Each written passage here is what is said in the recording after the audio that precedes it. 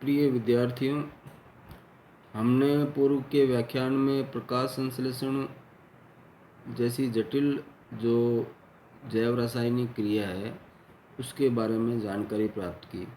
प्रकाश संश्लेषण की क्रिया को प्रभावित करने वाले जो कुछ कारक हैं, उन कारकों के बारे में आज के व्याख्यान में अपन जानकारी प्राप्त करेंगे। उससे पूर्व प्रकाश संश्लेषण क्रिया क्या होती है, उसमें अपन ने जो अभी तक व्याख्यान जो हुए उसमें प्रकाश संश्लेषण की जो मैकेनिज्म है, उस मैकेनिज्म में हमने ये पढ़ा कि ये जो बायोलॉजिकल प्रोसेस है वो दो भागों में डिवाइड की जा सकती है, light dependent reaction and light independent reaction. जो लाइट डिपेंडेंट रिएक्शंस है उनको प्रकाशिक अभिक्रियाएं कहते हैं, और जो दूसरे प्रकार की अभिक्रिया है जिसको अप्रकाशिक अभिक्रिया या डार्क रिएक्शन कहते हैं। लाइट रिएक्शंस है उसमें हमने पिगमेंट सिस्टम फर्स्ट और पिगमेंट सिस्टम सेकंड, इसके अलावा जो एमर्सन इफ़ेक्ट और रेड ड्रॉप के बारे में पढ़ा।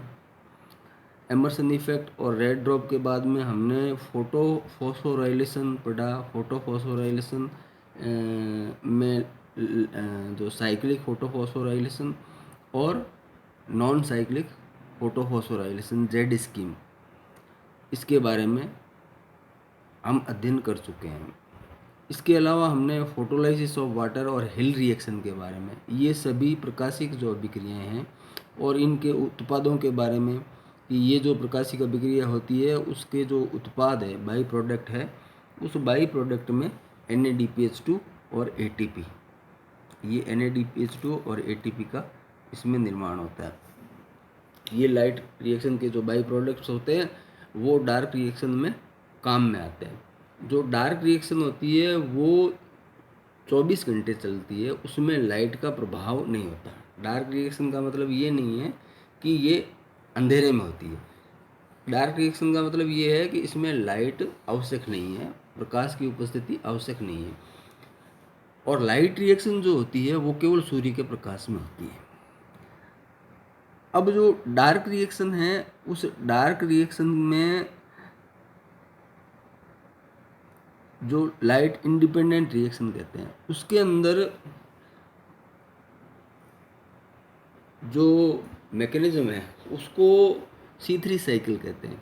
ये जो C3 साइकिल है उसको कैल्विन साइकिल के रूप में जाना जाता है। ये हम सब पढ़ चुके हैं, पहले के व्याख्यान में इसका अध्ययन कर चुके हैं। एक समरी के रूप में इस व्याख्यान से पूर्व एक अपन रिवीजन के हिसाब से कि ये लाइट डिपेंडेंट रिएक्शन है। लाइट रिएक्शन में ये सनलाइट है, सनलाइट के फोटो सिस्टम सेकंड है, इलेक्ट्रॉन ट्रांसपोर्ट सिस्टम है, वाटर का कंजप्शन होता है, ये वाटर मॉलिक्यूल है, और लाइट रिएक्शन में ऑक्सीजन बाहर निकलती है। ये ऑक्सीजन बाहर निकलती है, ये थैलेकॉइड के अंदर संपन्न होती है।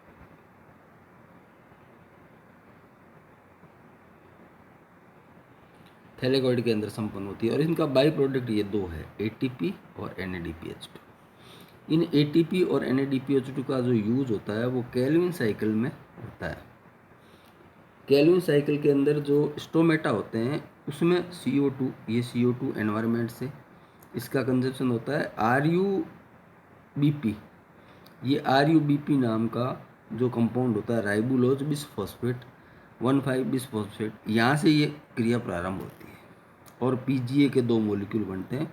इस प्रकार से इसका जो अंतिम उत्पाद होता है वो ग्लूकोज होता है, और जो ग्लूकोज होता है वो शुगर के रूप में स्टोर हो जाता है। इस शुगर का उपयोग सेलुलर रेस्पिरेशन में, सेलुलोज निर्माण में, स्टार्च में और अदर ऑर्गेनिक कंपाउंड्स के निर्माण में इसका उपयोग होता है। ये एक समरी के रूप में हमने फोटोसिंथेसिस, इसके अलावा जो अल्टरनेट पाथवे होते हैं C4 साइकिल और CM जो साइकिल है। अब हम जो फोटोसिंथेसिस की जो क्रिया है उसको प्रभावित करने वाले कारक कौन कौन से हैं उनके बारे में जानकारी प्राप्त करेंगे। जो ये फैक्टर्स होते हैं ये एक्सटर्नल फैक्टर और इंटरनल फैक्टर, बाह्य कारक और आंतरिक कारक दो प्रकार के होते हैं। जो एक्सटर्नल फैक्टर है, एक्सटर्नल फैक्टर हमें पता है कि ये 4 प्रकार के होते हैं। 4 प्रकार कौन कौन से हैं? उसमें कार्बन डाइऑक्साइड, जल, सूर्य का प्रकाश और chlorophyll. There are several external and internal factors which affect the process of photosynthesis. External factors include light, temperature, carbon dioxide, water, oxygen and pollutants. ये जो एक्सटर्नल फैक्टर है उसमें प्रकाश है और तापमान है, कार्बन डाइऑक्साइड है, जल है, ऑक्सीजन है और जो प्रदूषक है, एनवायरनमेंट की कंडीशन क्या है। इंटरनल फैक्टर में क्लोरोफिल है, प्रोटोप्लाज्मिक फैक्टर है, अमाउंट स्टोर्ड फूड है, जो संचित फूड है वो भी इंटरनल फैक्टर है, वो इस फोटोसिंथेसिस की प्रोसेस को ऑपरेट करता है। अब प्रकाश संश्लेषण की जो क्रिया होती है वो मल्टी फैक्टर्ड रेगुलेटेड प्रोसेस है, यानी बहुत मैनी जो फैक्टर्स होते हैं, बहुत सारे एक से खूब सारे फैक्टर्स होते हैं, सेवरल फैक्टर्स होते हैं, वो मिलकर इस बायोलॉजिकल प्रोसेस को कंट्रोल करते हैं। इसके लिए ब्लैकमैन नाम के वैज्ञानिक ने लॉ ऑफ लिमिटिंग फैक्टर, ये एक नियम दिया था। और ये जो लॉ ऑफ लिमिटिंग फैक्टर है वो लाइबिग नाम का जो वैज्ञानिक था उसके लिबिग के न्यूनतम का जो नियम था उसका ही एक जो विस्तृत रूप उसी को ब्लैकमैन ने सीमाकारी कारकों के सिद्धांत के रूप में प्रस्तुत किया। ब्लैकमैन का जो सीमाकारी सिद्धांत है वो क्या है? जब एक प्रक्रिया की तीव्रता कई कारकों से प्रभावित होती है तो इस क्रिया की दर इसमें न्यूनतम कारक द्वारा सीमित होती है। अर्थात जब किसी क्रिया पर कई कारक एक साथ प्रभाव डालते हैं तो उस क्रिया की दर उस कारक द्वारा सीमित होती है जो सबसे कम मात्रा में है। यानी जो सबसे कम मात्रा में जो फैक्टर है वो उस क्रिया की दर को नियंत्रित करता है। उस कारक को कहते हैं सीमाकारी कारक। लॉ ऑफ लिमिटिंग फैक्टर ये है। ये जो सीमाकारी कारक है इसके द्वारा ये जो फोटोसिंथेसिस की जो रेट है उसमें जो सबसे न्यूनतम मात्रा में कारक मौजूद है वो उसकी दर को नियंत्रित करता है। अब जो एक्सटर्नल फैक्टर है उसमें सबसे पहला है कार्बन डाइऑक्साइड। जो एनवायरनमेंट से प्लांट होता है वो स्टोमेटा के थ्रू प्रकाश संश्लेषण की क्रिया में कार्बन डाइऑक्साइड का उपयोग करता है। Carbon dioxide concentration of the atmosphere is 0.036% और 360 ppm, ये 360 ppm या 0.036% होती है। Increases in its concentration up to 0.05% increases the rate of photosynthesis. अगर इसकी मात्रा 0.5% इंक्रीज होती है तो प्रकाश संश्लेषण की दर C3 प्लांट्स में वो बढ़ती है। ए डिक्लाइन इज ऑब्जर्व बिलो 0.1%। अगर इसकी मात्रा 0.1% हो जाती है तो फोटोसिंथेसिस की दर होती है वो घट जाती है। यानी केवल मात्र 0.05% तक अगर इंक्रीज होती है तब तक ये प्रकाश संश्लेषण की दर को कार्बन डाइऑक्साइड की जो कंसंट्रेशन होती है वो बढ़ाती है। When carbon dioxide concentration is reduced there comes a point at which the illuminated plant part stopped absorbing carbon dioxide from their environment. एक मात्रा जब कार्बन डाइऑक्साइड की इतनी कम हो जाती है, उस वक्त प्लांट होते हैं वो कार्बन डाइऑक्साइड को एब्जॉर्व करना बंद कर देते हैं। It is known as carbon dioxide compensation point, उसको कहते हैं carbon dioxide compensation point. The value is 25 to 100 ppm, ये 25 से 100 ppm तक होती है। C3 प्लांट्स के लिए 25 से 100 ppm होती है, और C4 प्लांट के लिए ये 0 से 10 ppm होती है। अब दूसरा जो फैक्टर है वो है light. Plants are broadly classified into 2 groups, पौधों को अपन 2 भागों में जो लाइट इंटेंसिटी के आधार पर डिवाइड कर सकते हैं।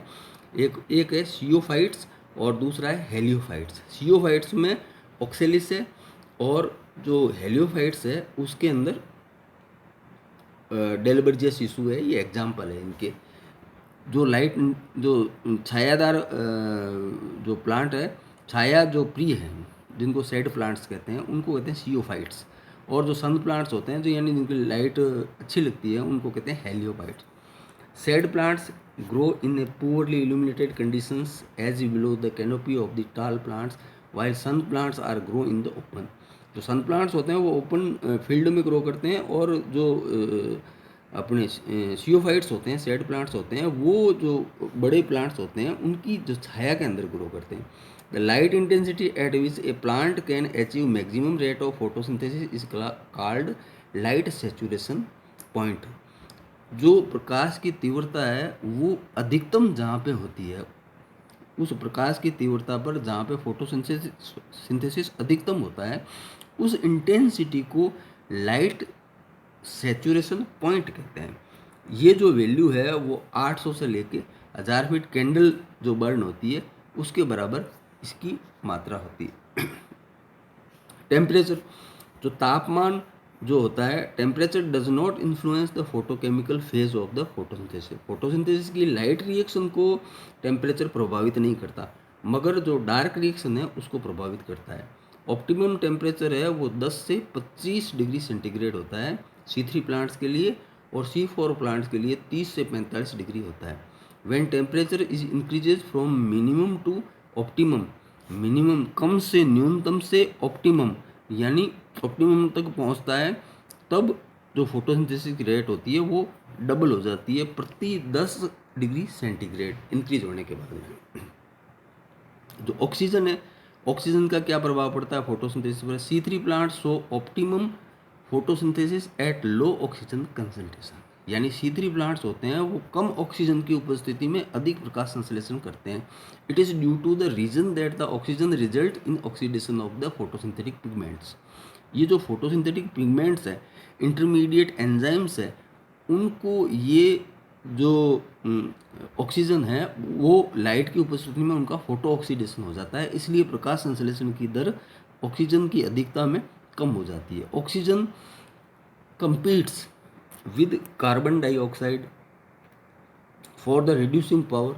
This effect is known as C4 plants. It is also convert RuBP carboxylase to RuBP oxygenase. Oxygen जो होती है वो RuBP कार्बोक्सिलेज को RuBP ऑक्सीजनेज के रूप में, ये अपन ने पूर्व के व्याख्यान में पढ़ चुके हैं अपन, इसको अपन कहते हैं वारबर्ग इफेक्ट। वारबर्ग इफेक्ट क्या है कि ऑक्सीजन की कंसंट्रेशन बढ़ जाती है तो फोटोसिंथेसिस की रेट डिक्लाइन हो जाती है, कम हो जाती है। इस प्रभाव को कहते हैं वारबर्ग इफेक्ट। नेक्स्ट जो फैक्टर है वो है वाटर। अब वाटर सप्लाई जो होती है वो water supplies H+ ions and electron for carbon dioxide fixation. जो CO2 फिक्सेशन होता है उसके अंदर इलेक्ट्रॉन और हाइड्रोजन आयंस की सप्लाई वाटर से होती है। The amount of water used in photosynthesis is very small, less than 1%। बहुत कम मात्रा में जो पानी का उपयोग होता है प्रकाश संश्लेषण में, मगर ये अति आवश्यक होता है।